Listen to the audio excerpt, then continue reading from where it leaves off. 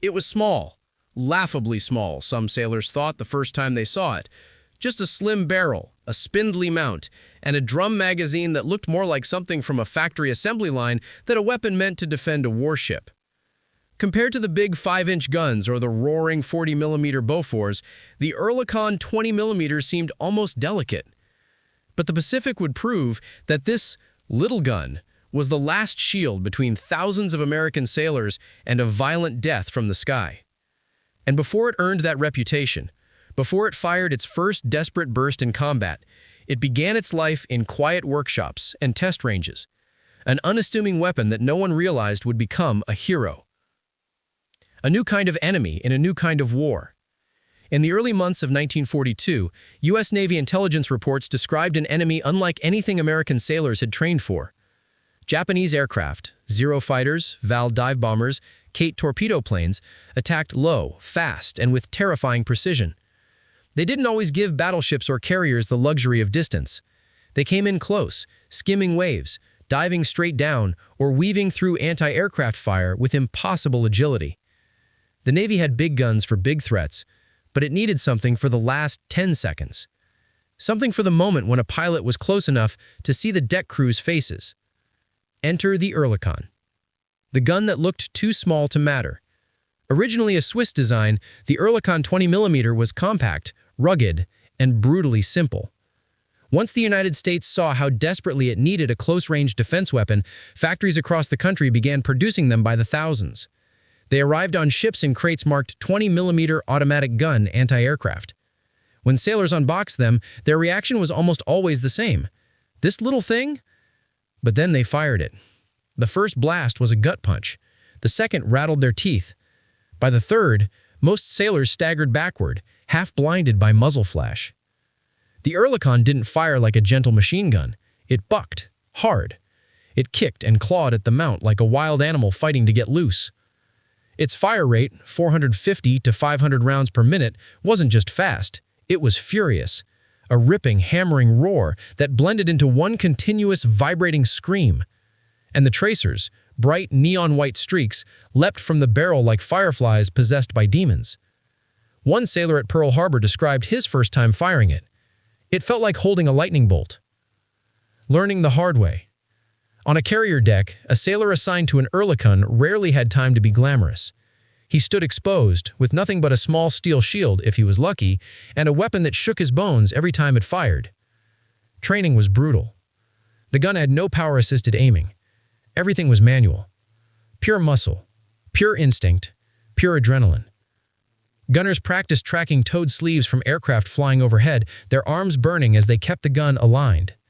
Sweat ran into their eyes. Shell casings clattered onto the metal deck, some so hot they left burns through gloves.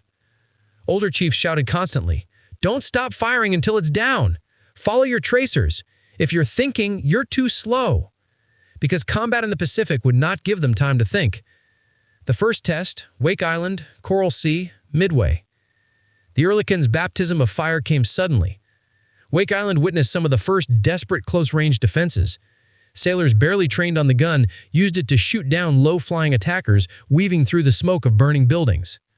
But it was at Coral Sea, and then Midway, where American sailors finally understood what the Oerlikon truly was. During the first waves of Japanese attacks, Oerlikon gunners saw something that chilled them. Enemy aircraft, Zero fighters, Val dive bombers, Kate torpedo planes were getting through the outer defenses. The 5-inch guns barked and thundered, exploding flak high in the sky. The Bofors erected walls of steel at medium range.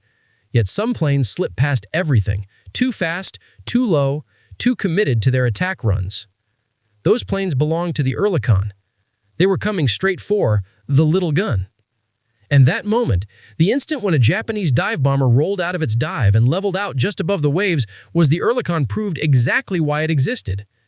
Gunners gritted their teeth, pulled the trigger, and watched their tracers reach out like glowing fingers. The plane grew larger, too large. Its engines screamed. The wind from its passage slapped their faces. They fired until the barrel shook, until the drum ran dry, until their arms throbbed. Many didn't even remember pulling the trigger. One sailor on USS Yorktown described it, "When they came that close, we didn't aim, we didn't breathe, we didn't think. We just fired until the sky stopped shaking." The moment sailors understood. After Midway, Oerlikon crews across the Pacific realized something profound. This wasn't a little gun. This wasn't a backup weapon. And it wasn't secondary to the big batteries. It was the last defense, the final voice in a ship's plea to stay alive. Every carrier, every destroyer, every transport owed its survival, not just to admirals and pilots, but to a line of young sailors gripping the handles of a small, furious weapon that demanded everything of them. And in the battles to come, Guadalcanal, Santa Cruz, the Marianas, Leyte Gulf, the Oerlikon would earn its place not as a footnote, but as a savior. Part 1 ends on the quiet night after Midway, sailors standing on darkened decks, leaning against warm barrels, eyes still wide with adrenaline. They didn't know that the real storm was still ahead, and that their little gun would soon face an enemy unlike any the world had ever seen. In May 1942, at the Battle of the Coral Sea, the Pacific Ocean turned from a battlefield into a proving ground. It was the first major naval engagement where carriers fought without ever seeing each other, only aircraft dueling over the horizon. But while admirals planned on charts and pilots fought in the sky, the sailors manning the Oerlikon guns discovered what close-range naval combat really meant. They learned that battles often narrowed down to the smallest possible arena, a few hundred yards, a few seconds of reaction, and the thin strip of steel where a gunner stood alone with a machine that kicked like a bull. And for many of those sailors, the moment the Oerlikon fired in anger for the first time would become a memory carved into muscle, bone, and nightmares. The first real attack, Coral Sea. On the morning of May 7th, the alarm clanged across the flight deck of USS Lexington. Every man who had ever trained on an Oerlikon sprinted to his position. What hit them first wasn't fear. It was wind. High winds swept across the deck from the carrier's turn into the attack, stinging their eyes as they strapped into the low steel shield behind their guns. Then came the sound every Pacific sailor would learn to dread. A distant, rising growl that wasn't thunder and wasn't the sea. Aircraft, lots of them. Japanese dive bombers broke through the upper layers of flak and came screaming down toward the ships. The big 5-inch AA guns were too slow to track aircraft weaving down the last 1,000 yards. Even the 44mm Bofors struggled to pivot quickly enough, but the Oerlikon could. A gunner named Lewis Red Harmon was on the starboard side, scanning the sky. He wrote later, "We saw the first vow coming down like a hawk. I had maybe 3 seconds, maybe." He pulled the trigger. The Oerlikon roared, its tracers reaching up like a chain of burning beads. The vow's wings wobbled. Then it disintegrated into spray and fire. Red didn't even hear the explosion. His ears were already deafened by the gun's scream. He remembered only one thought. Thank God I didn't hesitate. The Oerlikon's first kill and the aftermath. When the first Japanese bomber fell to a 20mm gun, the sailors next to the mount erupted in disbelief. The Oerlikon wasn't supposed to kill planes outright. It was supposed to discourage them at best. But the close range made all the difference. 20mm shells punched through aluminum skin, detonated inside the fuselage, shredded control cables, ruptured fuel tanks, and blew pilot compartments apart. The bomber didn't just fall. It fell apart. And with that kill, something changed aboard the Lexington. The sailors no longer doubted the little gun. They trusted it. They believed in it. Their hands clamped the grips tighter. Their eyes followed their tracers with deadly focus. The Oerlikon crews became the final guardians of the ship. Midway, the battle that turned sailors into legends. 1 month later, at Midway, the Oerlikon faced its greatest trial yet. The Japanese attack waves that roared toward USS Yorktown, Enterprise, and Hornet were not careless or inexperienced. They were the elite, the same pilots who had shattered battleships at Pearl Harbor. They came fast, low, and without hesitation. And the Oerlikon met them head-on. On USS Yorktown, Gunner James Calloway remembered the moment clearly. He wrote, "The sky was full of wings and fire. You didn't see planes. You saw shapes moving faster than your hands could turn the gun. Dive bombers dropped out of the sun. Torpedo planes skimmed the waves. Fighters strafed the deck crew. Smoke swallowed the horizon. Through this chaos, the Oerlikon gunners had a single job: shoot anything that looks like it's coming at us. That simplicity saved countless lives. 2 seconds to live. When a Japanese Kate torpedo bomber lined up at less than 800 yards, there was no time for complicated aiming. The torpedo track would strike the hull no matter what. The only question was whether the bomber dropped it before dying. Sailor Don Hughes described the instant vividly. He writes, "A Kate was coming straight at us. I could see the prop turning. I could see the pilot's goggles. I pulled the trigger and kept it down. Didn't breathe, didn't blink, just fired." His tracers stitched across the bomber's fuselage, crawling up its spine. The plane caught fire. Its belly opened in flame. It never released the torpedo. It hit the water like a dead bird. Afterwards, Hughes realized his hands were bleeding. He'd gripped the handle so hard that the metal ridges had cut into his palms. The ocean trembled with impact. Again and again, the Oerlikon spat fire. Again and again, planes fell, sometimes crashing into the sea, sometimes sliding across the deck in a skid of burning metal. No one kept count. No one stopped to celebrate a kill. The Pacific War didn't give time for moments like that. What sailors remembered most wasn't the kill, but the sensation. The deck shaking under their boots, the barrel glowing red, the drum magazine rattling with the final few rounds, the fear that the next bomber would be the one to reach them. A sailor on USS Enterprise said, "You don't aim an Oerlikon in a battle like Midway. You pray with it." Faith in the gun. By the end of Midway, the Oerlikon had proven itself beyond question. It had taken down torpedo planes moments from release. It had crippled dive bombers after they pulled out of their attacks. It had driven off strafing fighters, forcing them to swerve at the last second. And it had saved ships, multiple ships, that otherwise would never have made it home. Sailors who once scoffed at its size now swore by it. They cleaned it with reverence. They checked its springs and recoil buffers like priests tending a temple. As one gun captain wrote in his diary, "It's not a little gun. It's the difference between going home or going under." Midway didn't just validate the Oerlikon, it crowned it. But the Pacific had one more lesson in store, something no sailor was prepared for. A kind of enemy that didn't dive, didn't strafe, didn't flee. An enemy that came to die. And when the kamikazes arrived, the Oerlikon would face a kind of horror no gun had ever faced before. On carrier decks, the Oerlikon was one gun among dozens, but on destroyers, escort vessels, oilers, ammunition ships, and transport carriers, the fragile backbone of the Pacific Fleet, it often stood alone. No thick armor, no layered walls of 5-inch guns, no Bofors every 20 feet.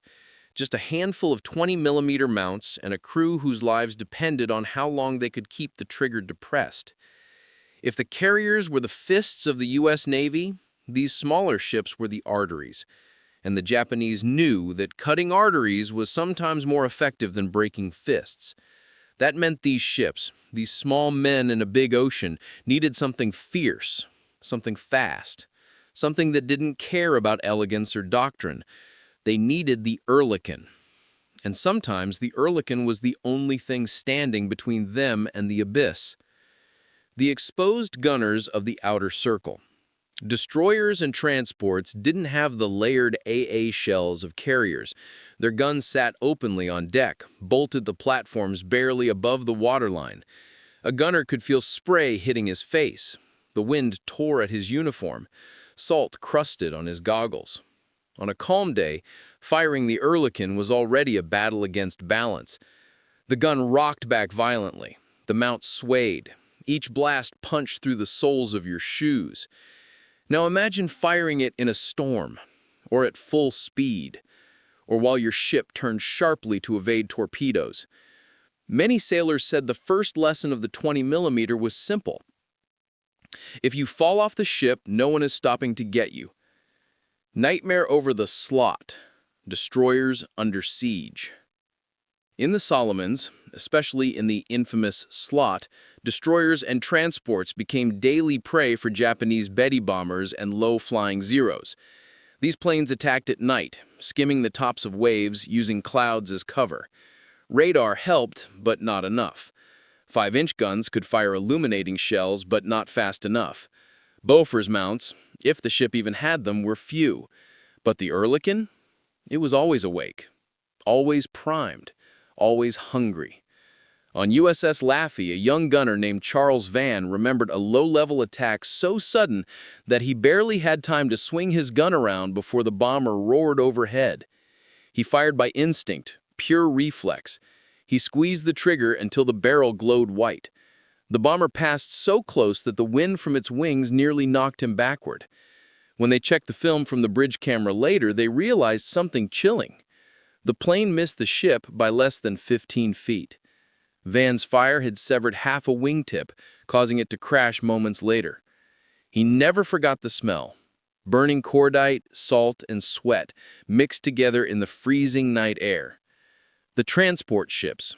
Nowhere to run, nothing to hide behind. If destroyers had it hard, transports had it worse. They weren't fast, they weren't maneuverable. They often carried oil, ammo, or troops, floating prizes for enemy aircraft. These ships had maybe 4, 6, or 8 Oerlikons. No armor to protect the gunners, no big guns to deter attackers. They had raw courage and the 20mm. Nothing else. One account from the attack on the USS Liscon Bay describes an Oerlikon gunner firing at a torpedo bomber that came in so low the ship's wake splashed the underside of its fuselage. The gunner fired until the bolt locked open on an empty drum. Only then did he realize that his left arm had been cut by flying shrapnel and his uniform was soaked in blood. He survived. The bomber did not. The ship, tragically, was lost later to a torpedo, but dozens of men credited that Oerlikon battery for saving them from a direct impact that would have destroyed the ship far earlier. Face-to-face combat, literally. In many attacks, Oerlikon gunners were close enough to see the whites of a pilot's eyes, close enough to see his scarf, close enough to see his teeth clenched in a scream. A gunner on a transport near Guadalcanal recalled watching a Zero make a strafing run directly at him. As the plane closed in, he could see the pilot's goggles reflecting the muzzle flash of his Oerlikon. He kept firing. The Zero kept coming. 30 yards? 20? 10? At the last moment, the wing snapped from his barrage and the plane cartwheeled into the water so close that the splash drenched him. He collapsed to his knees right there on the deck. Later he wrote, "I don't remember thinking anything. There was no aiming, just firing, just trying to stay alive." When the Oerlikon was the only thing working. Another terrifying truth about small ships, everything else broke. Heavy guns jammed. Radars failed during storms. Machine guns froze or overheated. But the Oerlikon? Over and over, sailors repeated the same phrase. It never quit on us. Salt water soaked it, spray froze on its receiver, recoil springs rusted. The mount groaned in high winds. But the Oerlikon kept firing until there were no more targets, or no more ammo, or no more ship beneath it. The lone hero gun. There are dozens of accounts, almost too many to count, of single Oerlikon mounts saving entire ships. A lone gunner shooting down a torpedo bomber seconds before impact. A damaged destroyer limping home while 2 20mm guns kept enemy float planes at bay. A hospital ship in the Solomons fending off strafing runs with just 4 Oerlikons and a crew of medics turned gunners. Every story had the same ending. The little gun saved us. What sailors began to understand. By late 1943, the entire fleet, pilots, officers, deckhands, cooks, understood a truth that no one had expected. The Oerlikon was no longer merely a weapon, it was a survivor, a protector, the steel heartbeat of every small ship that dared cross the Pacific. But even the horrors of the slot and the Solomons could not prepare the Oerlikon gunners for what was coming next. Because the next enemy wouldn't strafe, wouldn't release bombs, wouldn't retreat.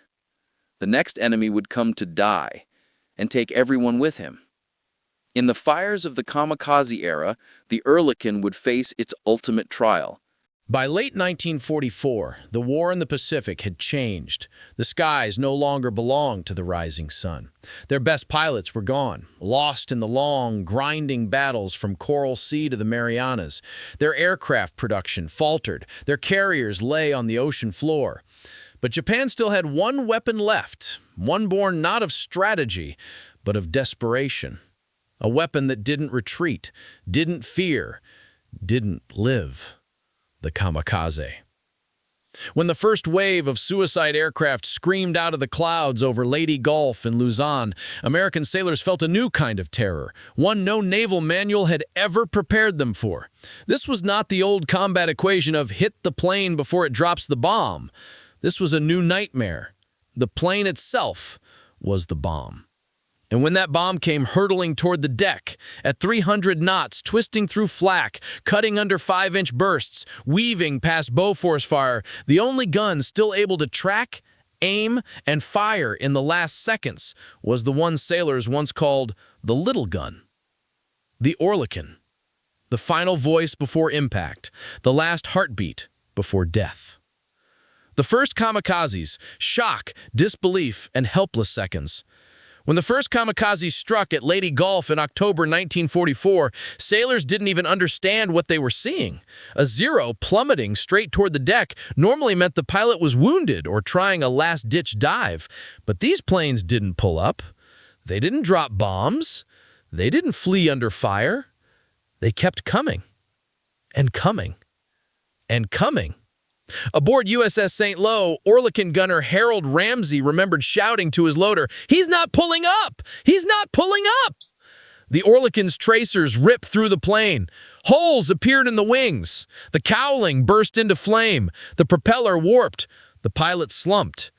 And still, the plane kept coming. Ramsey fired until his drum ran empty, and the moment he slammed in a fresh one, the kamikaze slammed into the flight deck. The explosion tore the carrier apart. Ramsey was blown clear into the air and survived only by miracle. Later, dazed and covered in oil, he whispered, "He should have been dead, but he flew until he hit us anyway." The race against the last 7 seconds. Kamikaze attacks quickly taught sailors one cruel truth. The last 7 seconds were the most important seconds of their lives. A typical attack looked like this. 5-inch guns opened fire at 5,000 yards. 40mm Bofors tore holes at 2,000 yards.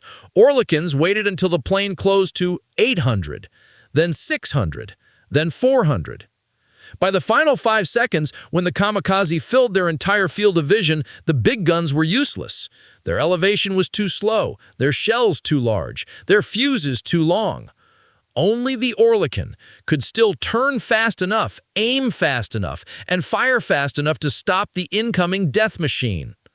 And so, the entire burden of survival fell onto the shoulders of a handful of young men, gripping vibrating steel handles, their faces inches from open sky. Sailors said it felt like standing naked before a thunderstorm made of fire.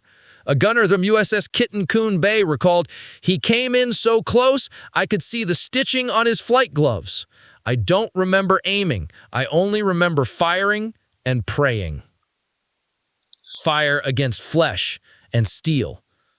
Kamikazes didn't behave like normal planes. They didn't flinch when hit. They didn't break off an attack. They didn't care if they were burning. They only wanted to hit. Anywhere. Any part of the ship. The Oerlikon crews learned quickly that killing the pilot wasn't enough. They had to shred the aircraft, tear off wings, smash controls, detonate fuel, break the structure apart before it reached the hull. And so the Oerlikon became not just a close defense gun, but a butcher, a saw, a last-second executioner. Gunners describe moments when their tracers walked across an incoming Zero's canopy, shattering it, then chewing through the fuselage and finally ripping an entire wing off. What followed was always the same, a flaming spiral into the ocean, the steam hissing as the wreck disappeared beneath the waves. One gunner said, "When we stopped them, they didn't crash, they exploded." The deck was hell, noise, heat, smoke, fear. During a kamikaze wave, a ship wasn't a ship anymore. It was a furnace. Engines roared, guns hammered, men screamed orders. Heat from burning planes rolled across the deck in suffocating waves. The Oerlikon gunners stood in the open, exposed to everything. Burning gasoline, flying debris, shrapnel, the concussive blast of bombs, the physical shock of near misses. Yet they never stopped firing. Their arms shook, their eyes stung with sweat, shell casings piled around their feet, so hot they burned through boots. And still, they fired until the kamikazes were gone. One sailor on USS Omani Bay said he fired until his right hand locked in place, and medics had to pry his fingers off the grips. Another said, "Your world shrinks to the tip of your gun. There is nothing else, not the ocean, not the ship, not the future, only the plane coming at you." Ship saved at the very last inch.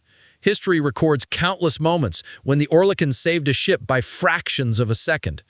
USS White Plains avoided destruction when a kamikaze lost its wing under a 20-millimeter burst and skipped off the ocean like a stone instead of smashing into the hull. USS Sewanee survived a direct wave because 3 Oerlikons fired in perfect unison, turning a suicide plane into fragments that rained harmlessly across the deck. USS Stanley, a destroyer escort, shot down an oncoming kamikaze so close that pieces of the aircraft smashed into the gun shield, but the ship lived. Over and over, reports ended with hit destroyed at close range by 20-millimeter fire, impact prevented, wing severed by Oerlikon, pilot incapacitated seconds before strike. The little gun saved hundreds, thousands, perhaps tens of thousands of American sailors. The Psychological War. The kamikaze strategy wasn't just physical, it was psychological torment. But the Oerlikon, that small gun with its blazing tracers and vicious bark, gave the sailors something priceless, a sense of control. It was the weapon that said, "You are not helpless. You can fight back. You can survive." Many sailors describe their Oerlikon as a companion, a partner, a lifeline. During debriefings, dozens repeated the same phrase. "When the kamikazes came, we trusted the 20-millimeter more than anything else on the ship." The Oerlikon becomes a legend. By 1945, one truth had become undeniable. The Oerlikon was the weapon of the last moment. When everything else had failed, when the ship was damaged, when the sky burned, when the pilot locked onto the deck and death came screaming at 400 knots, the Oerlikon gunner still stood his post, still fired, still believed. He had to. Everyone's life depended on those last 3 seconds. When the war finally began to tilt irreversibly in America's favor in 1945, the great battleships and carriers were celebrated in headlines. Admirals were decorated, pilots were praised as heroes, strategists were immortalized. But if you ask the men who stood on steel decks in the firestorms of Leyte Gulf, Okinawa, or the Philippine Sea, they would tell you that the Pacific had another kind of hero, one without rank, without ceremony, without glamour. A squat little gun with a slim barrel and a drum magazine. A weapon that demanded nothing but everything. A weapon sailors trusted more than anything else in the world.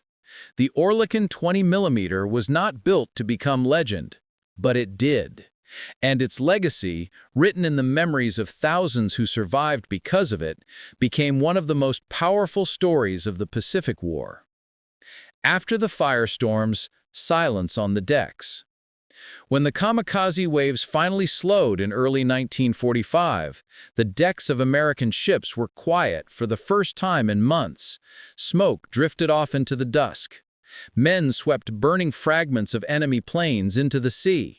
The Oerlikon mounts stood like exhausted sentinels, barrels scorched, paint blistered, breech assemblies blackened by oil and soot. Many gunners, still shaking from combat, found themselves touching the cooling metal of their guns.